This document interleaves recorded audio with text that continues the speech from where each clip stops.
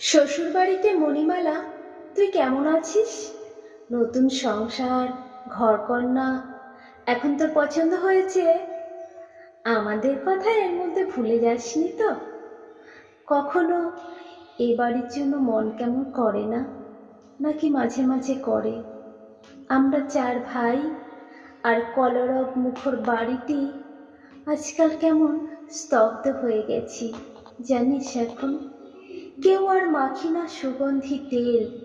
শীত গ্রীষ্মে নানা শৌখিন সাবান কেনাও উঠে গেছে বহুকাল।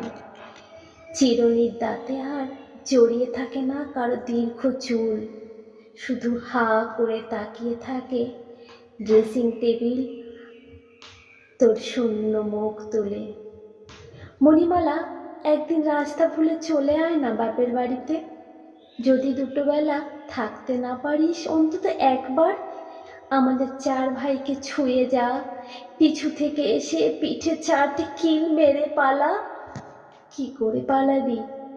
তোর পায়ের শব্দ যে আমরা চিনি।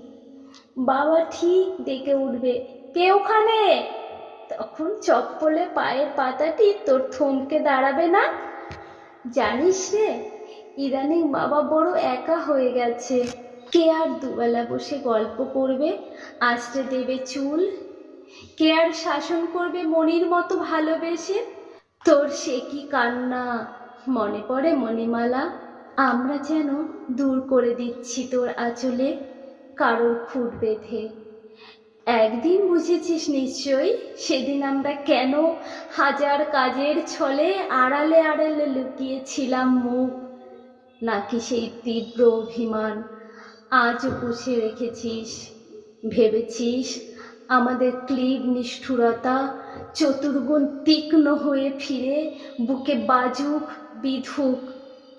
এবারের জন্য তোর মন কেমন করলে একদিন আসিস, পরের ঘরের বউ, পদ চিনে কিংবা পদ ভুলে। কপালে সিঁদুর তোকে কেমন মানাচ্ছে, কেমন ফোটাচ্ছে আমরা দেখতে চাই। এসে গানের খাতাটি যেন নিয়ে যাস মনে করে। আমাদের বাড়ির বড় নিস্তব্ধতা গুহার মতো শান্ত হয়ে গেছে। কে আর গানের চর্চা, কে আর প্রাণের চর্চা করবে তুই ছাড়া?